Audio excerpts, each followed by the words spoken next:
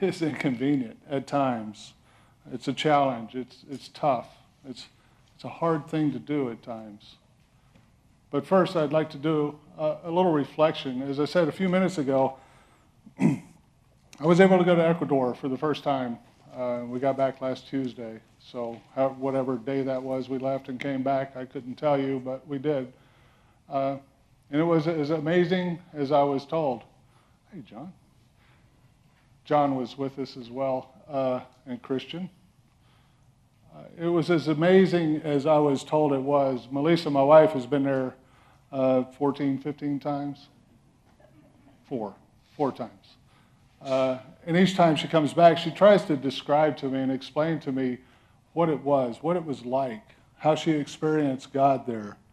And I could tell it was very meaningful, a very impactful experience for her, but I really just couldn't grasp the depth of how meaningful it was as she described to me her experiences there. And so when I went, I think I had the same kind of experience.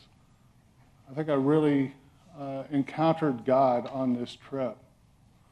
I was in the presence of the divine. And it was strange, though, because it wasn't in a place where I expected it.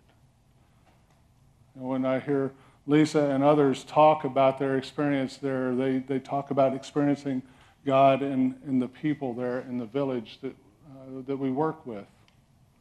And yes, that was a very deep and meaningful experience to work with these people as they continue to grow and learn that they are valued children of God. But that's not where my dramatic experience took place. Nor was it in the cathedrals in Quito, the capital of Ecuador that we fly in and out of. We actually took a day or day and a half and kind of toured around there, and we went to the old city of Quito. And for those of you who don't know history or know as much about history as I do, I learned that the city was established in like 1500 by the Spanish conquistadors. And some of these chapels and beautiful sanctuaries were built around that same time, early 1500s, and they are amazing places to see. Very ornate, very holy places. And yet that was not where my profound experience with God took place. We have a video of the place where my experience with God happened. This is the road to the village, and we're on a bus, a regular full-size bus. And I think it was right here is where I found God.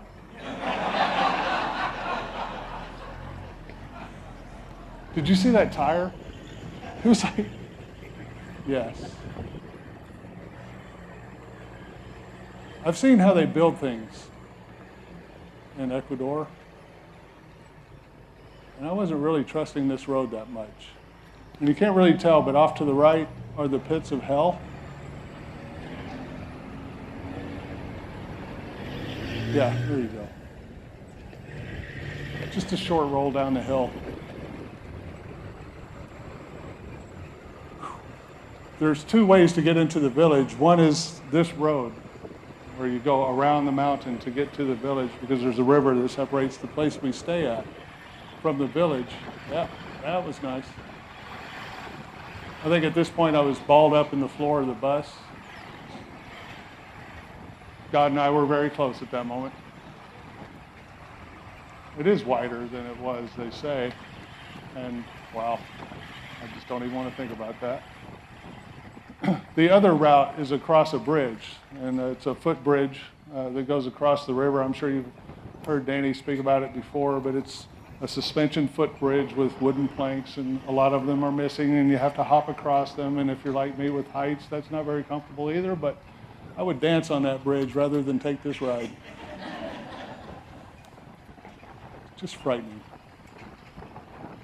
So that's where I encountered God in Ecuador. I said a whole week's worth of prayers in about 30 seconds. So as we continue this sermon series, I'd like to take a look at chapter 9 of the Gospel of Luke that we're drawing from in this series. The 9th chapter is really a pivotal chapter in Luke's Gospel in the ministry of Jesus Christ, because he begins to call out the herd, if you will. He begins talking to those would-be followers and trying to decide who is and who is not serious about following Jesus on this journey toward Jerusalem. In chapter 9, verse 58, Jesus, knowing he is about to be taken up, turns his face to Jerusalem. He is taking off and embarking on that final journey to Jerusalem, where he knows his fate. And so he's looking around at all these people who are following him, and he wants to make sure that they are serious, that they are prepared to make those sacrifices that need to be made in order to continue to carry out the mission that he began. And then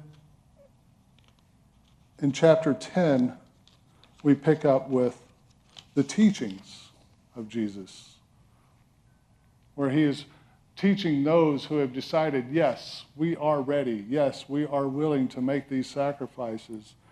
He begins to teach them to carry out this mission that he began, that he announced when he read from that scroll of Isaiah way back when, a couple years before, when he said, "The Spirit of the Lord is upon me, because he has anointed me to bring good news to the poor.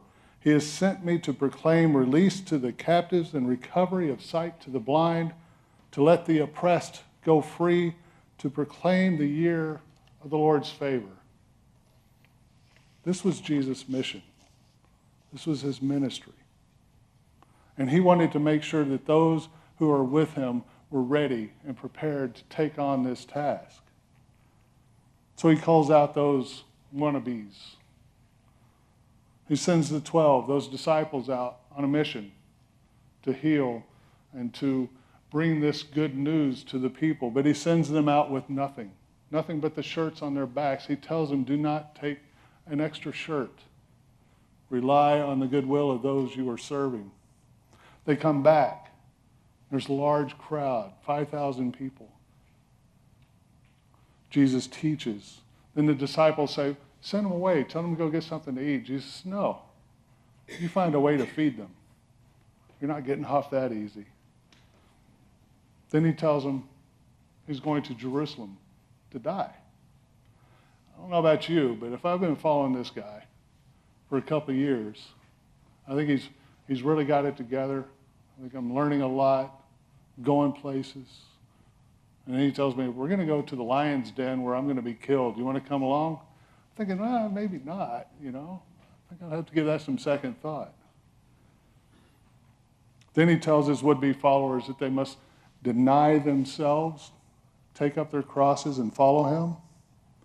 And then he admonishes those who make excuses. Hey, my dad just died. I need to go bury him. No, let the dead bury the dead. We have important work to do. I need to go say goodbye to my family. No. Anyone who lays a hand to the plow and looks back is not worthy of the kingdom of heaven. He's serious. This is serious business that Jesus is on. It's not the lamb hugging Jesus. This is a very serious Jesus who needs his followers to be prepared and to be willing to make those sacrifices necessary to carry out this mission. Wow. And so, I am lost in my notes, and this is a good day. And so today's lesson from chapter 10 is a reflection of those teachings where once those who have decided that they are ready and willing to make these sacrifices are prepared to go out and to follow Jesus all the way until the end, Jesus begins to teach. And these two lessons that we're going to hear in the reading this morning, if the readers would come forward, are an example of that teaching. I've been studying Jesus for a little while now, and I know a little bit, certainly not enough, through seminary, through Sunday school, through groups, from the guys at Saturday morning breakfast, talking with friends, and I've come to a conclusion. It's rather startling. This Jesus fellow was a pretty smart guy. He really knew what he was doing. He calls out the herd. He gets rid of those wannabes, those who were curious. Now he's got a core of people who are willing to go the length with him, and he begins to teach. And these two stories here today, back to back, are a valuable lesson. See if you can pick up the lesson that is being told. Just then a lawyer stood up to test Jesus.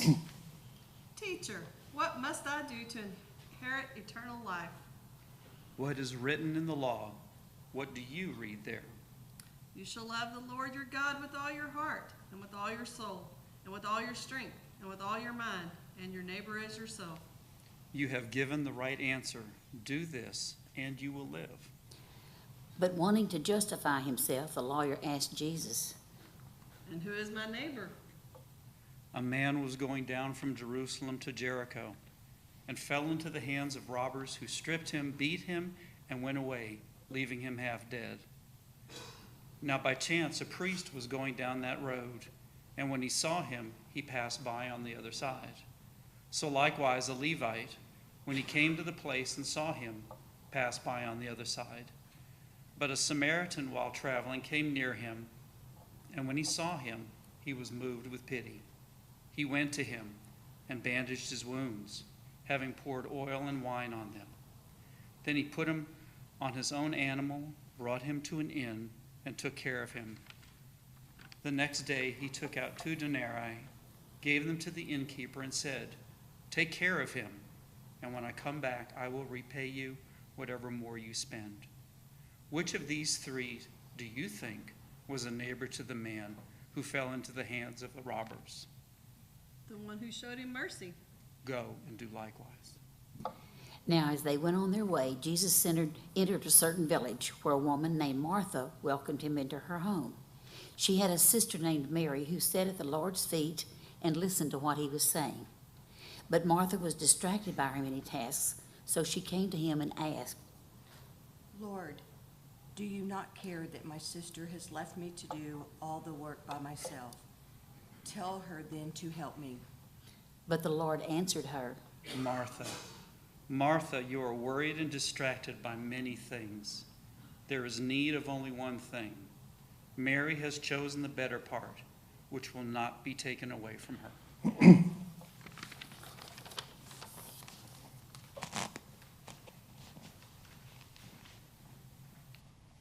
you. So did we hear the lessons there? Hello? Hello? Did we hear the lessons in these 2 stories? Usually we take these 2 stories independently of each other. We talk about the Good Samaritan and about how we should go out. We should serve our neighbors. And who is our neighbor? Anyone in need, right? Or we look at the story of Martha and Mary, and we talk about how Martha is too busy doing all these things to sit and listen to the teachings of Jesus, right? We usually take those as 2 separate stories. But in the Gospel of Luke, they follow each other back to back. We go from the Good Samaritan to Martha and Mary. So in the Good Samaritan, we hear this, be a good neighbor. In Martha and Mary, we hear Jesus telling Martha, stop doing so much, sit and listen for a minute. In the Good Samaritan, we hear Jesus saying, stand up, go, do. In Martha and Mary, we hear Jesus saying, sit down and shut up. Well, that's kind of harsh, but it's essentially what Jesus is telling Martha. Stop, sit down, be quiet, and listen, right? So what do we do with these 2? We hear one story saying, get up, go do. The other, sit down, be quiet. Which one do we do? Should we go? Should we stay? I think it's both. Now, without going too deep into either story, I'd like to take a look a little bit at each of these stories. First of all, the lawyer and the Good Samaritan. Too often and too easily, we think about these characters very simplistically. We think about this lawyer as someone who, like a religious police, is going around telling people, ooh, you broke the law. Ooh, you broke the law. You shouldn't do this. You shouldn't do that. You should be doing this. I don't think that's fair. In this world where this story takes place, these lawyers were very devoted, serious people. These lawyers were people who studied the Scripture, who helped people understand the Scripture, who helped people understand God's law so that they could live the life that God is calling them to live. I believe that for the most part, these people were very honest, sincere, caring people looking out for and helping others in their community to live the way God is calling them to live. It's not fair to think of them as harsh and brash and just telling people they're doing wrong. In fact, they're very sincere people, probably spent a lot of time in study and in prayer and in constant contact with God. Then in the second story, you have Martha and Mary. Now, Martha is doing her role. She's the good woman of the household. We have to remember that this is first century world that we're talking about. Women and men had very distinct roles.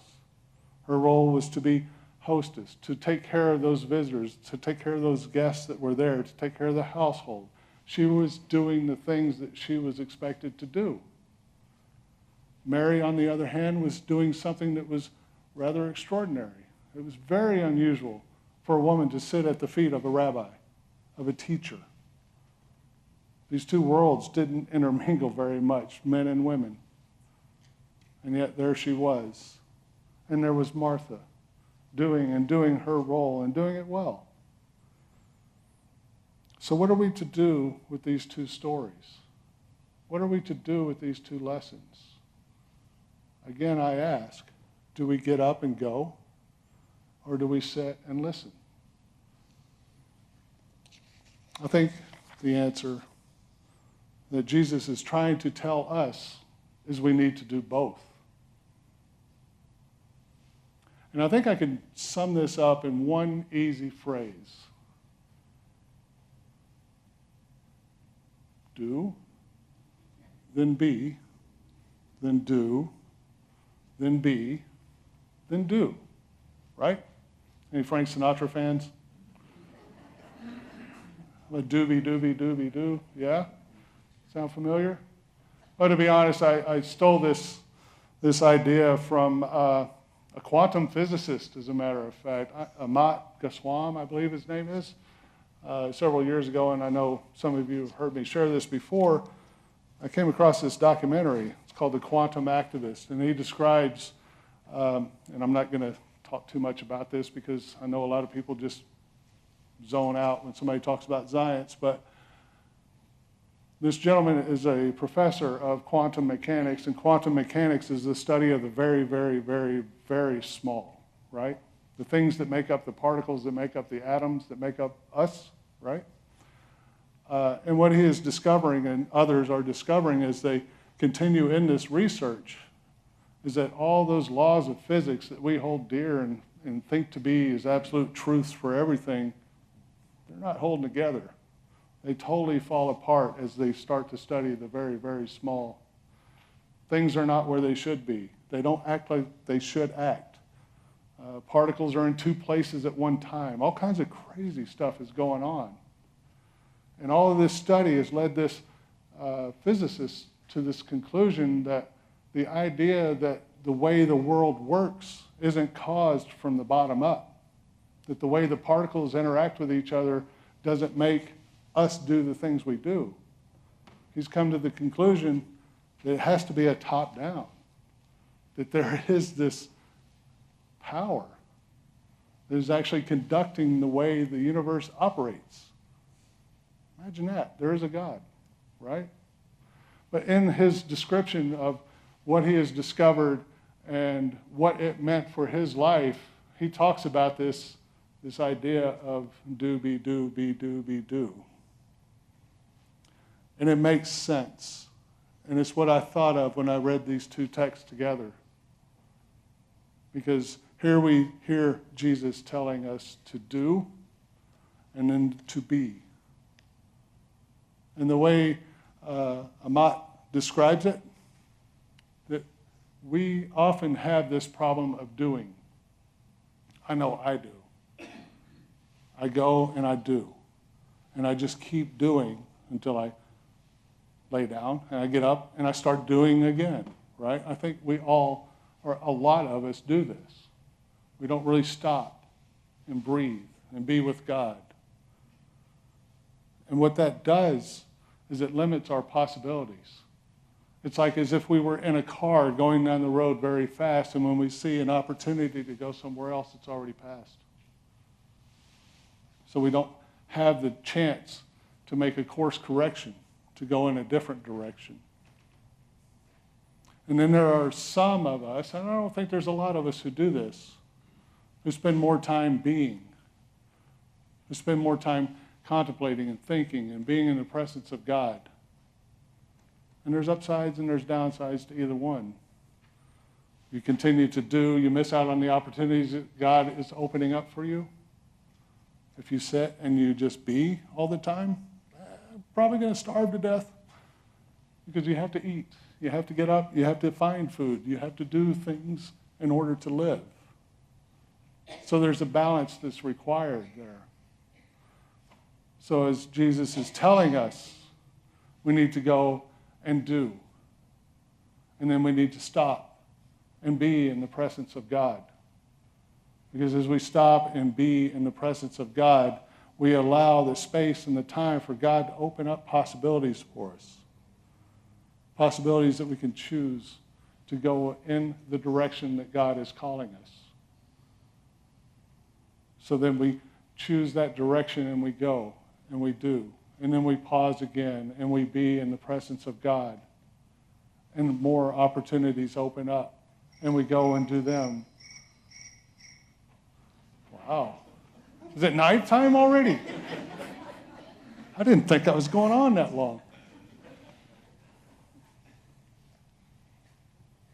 So as we do and be and do and be, we are more in tune with God's will for our lives and more in tune to what it is that God is calling us to do and be in God's world, right? I was very lucky that I got to encounter this text before I went to Ecuador. It really changed the way I approached the entire trip. When you go to a place like the village that we went to in Ecuador, my first instinct is fix it. We got to fix it. We got to do this. We got to do this. We got to do this. In fact, one of the first things I said when we got there, and it was an amazing sight to behold, because for years I have heard Danny and others talking about this village and about how the people were. They were not used to working together. They were not used to helping each other. They were not used to taking pride in their own stuff. They just weren't used to all of this stuff. And through the years, they've worked with them so that when we got there to this village, the afternoon we went to just kind of survey and see what we were going to do the next day, which was the first work day. We get there, and there were about 20 of them, maybe 30, out there working together. And when I say working together, I don't mean work. I mean, these ladies and gentlemen were, toting some big rocks, building a foundation out in the heat and the sun, and they were working together. And I saw all this going on, and I went over to Danny, and I said, would it be wrong for us to get them some gloves? And he just laughed. He said, they laugh at us when we wear gloves. They're used to it. This is who they are. This is what they do. And I had to continue to fight this urge to do this the whole trip.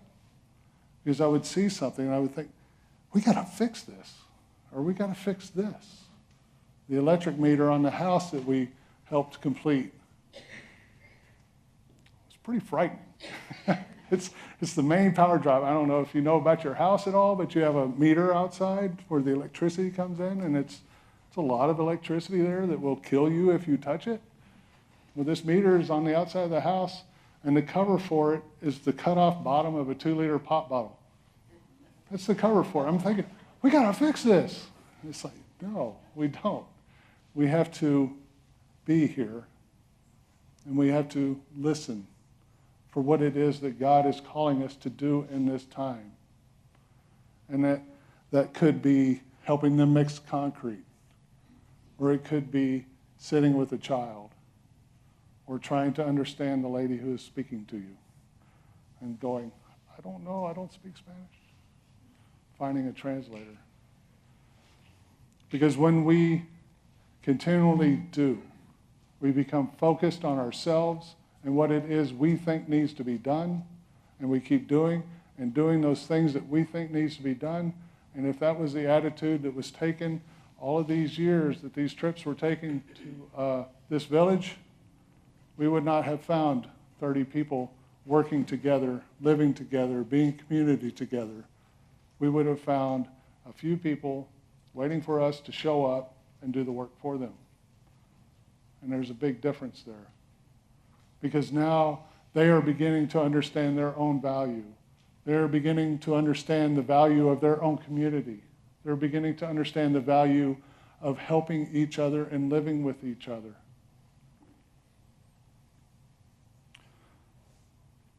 Jesus didn't just tell us what to do.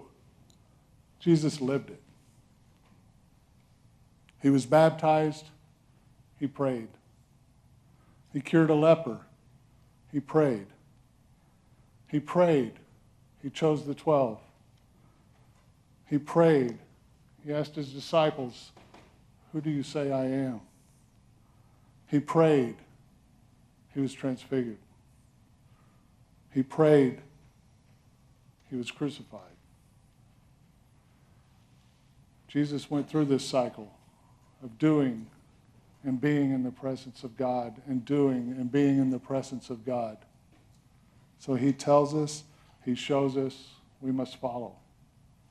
And it's not easy. It's not easy for me, and I'm sure it's not easy for you. Like I said, I struggled this whole trip in Ecuador to stop, to resist the urge to try to fix everything, and just to be in the presence of God, even if I wasn't about to fall off a cliff. So I believe that is our cross to bear. That is our challenge to do, to find that balance between doing and being, and use that balance to become the people that God needs us to be. So remember that. Can anybody say it with me? Doobie, doobie, doobie, doo. Come on, one more time. Okay, you make Frank proud. Amen.